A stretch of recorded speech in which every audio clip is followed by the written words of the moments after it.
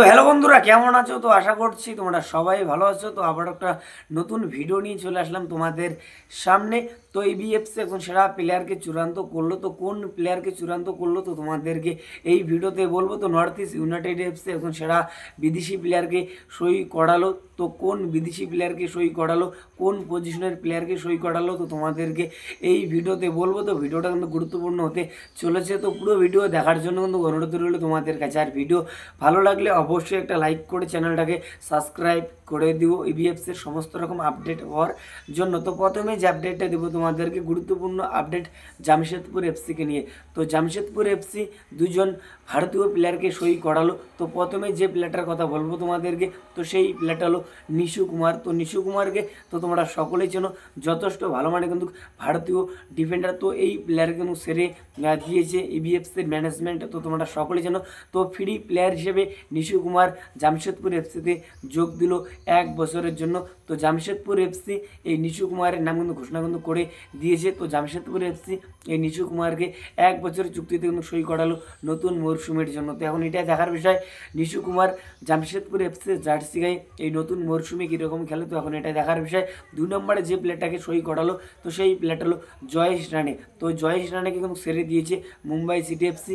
তো এই প্লেয়ারকে কিন্তু ফ্রি প্লেয়ার হিসেবে সই করালো জামশেদপুর এফসি। তো এই জয়েশ রানেকে কত বছরের জন্য সই করালো তো এখনও জানা যায়নি। তো জানা গেলে তোমাদেরকে অবশ্যই জানাবো। তো এই দুই বিদেশি প্লেয়ারের সই কিন্তু কমপ্লিট কিন্তু করে নিয়েছে জামশেদপুর এফসি। তো এখন এটা দেখার বিষয় জয়েশ রানে এবং নিশু কুমার কীরকম খেলে জামশেদপুর এফসির জার্সি গায়ে এই নতুন মরশুমে। তো এখন এটা দেখার বিষয়।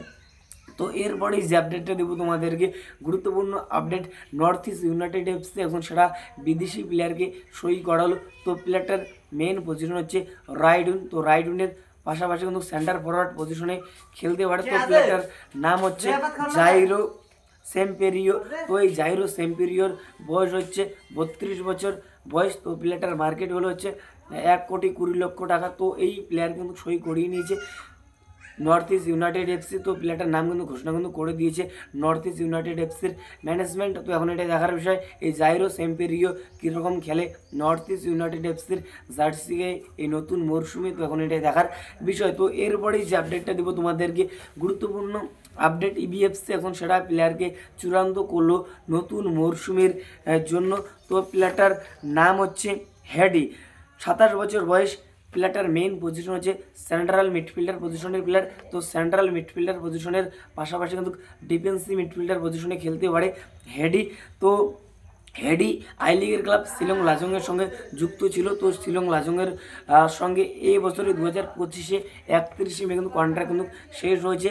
তো হেডিকে ফ্রি প্লেয়ার হিসেবে কিন্তু সই করাচ্ছে এবিএফসির ম্যানেজমেন্ট নতুন মরশুমের জন্য। তো যেটা শোনা যাচ্ছে এই প্লেয়ারের সাথে কথাবার্তা অনেক দূরে এগিয়েছে। তো শুধু সময়ের অপেক্ষা। তো যে কোনো সময় এই হেডির সইটা কিন্তু কমপ্লিট কিন্তু করতে পারে এবিএফসির ম্যানেজমেন্ট। তো যেটা শোনা যাচ্ছে এই মুহূর্তে এই হেডিকে 2 বছরের চুক্তিতে সই করাচ্ছে ইবিএফসির ম্যানেজমেন্ট।